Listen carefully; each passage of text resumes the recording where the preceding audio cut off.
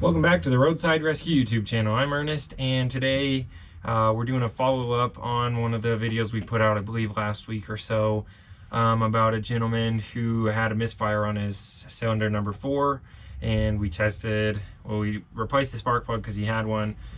We checked the compression, and we also checked the coil, and those were all fine, both running compression and static compression. So we're going to go ahead and change that injector. That's the most probable thing at this time, although I haven't tested it because of all the work to get down to it and how much extra the injector costed.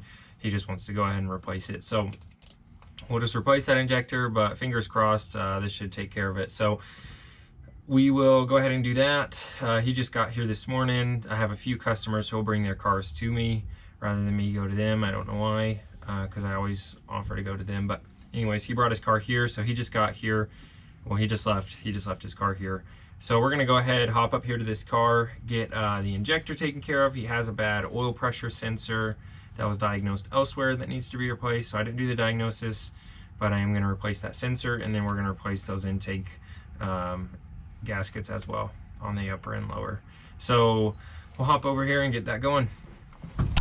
All right, so here we are. We'll go ahead and dig into it. You know what? I don't know why I take that off every time. It doesn't even fit this car, but you don't need to take that off to pull this cover off. But every time I work on one of these Dodges, I pull that off first. Not anymore.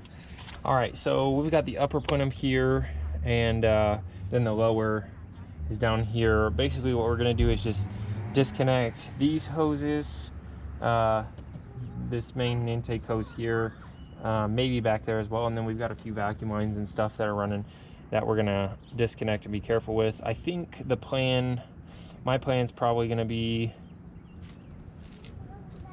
to actually change the plans. I think I'm just going to disconnect this here rather than bother about taking anything off that back one. I'm just gonna disconnect the intake here where it meets the throttle body.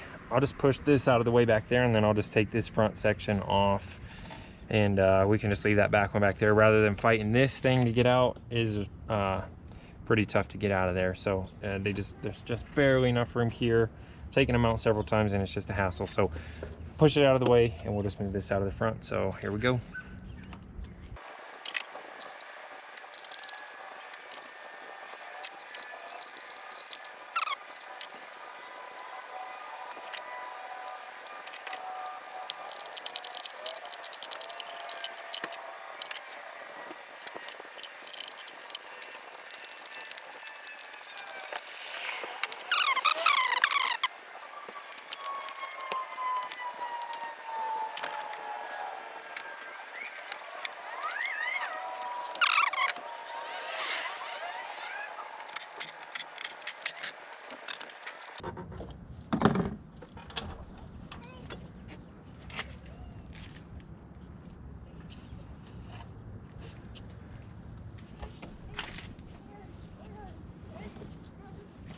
Okay, that was super easy.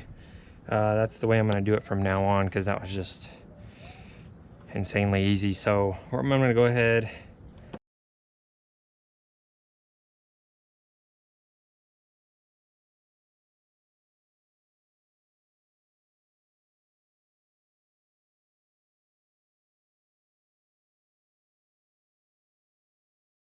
All right, we're gonna have to prime fuel. I'm sure it's not gonna start on the first try, but here we go. Actually didn't take too long. Well, there you go. It's running. That check engine light hasn't been erased, but I'll erase that, or just let it go until it turns off by itself. So I'll talk to the customer about what he'd prefer, but there she is running. It sounds smooth. You could feel the misfire before, and it feels pretty good now. So this is the Roadside Rescue YouTube channel. I'm Ernest. Thanks for watching. Consider subscribing. We'll see you on the next one.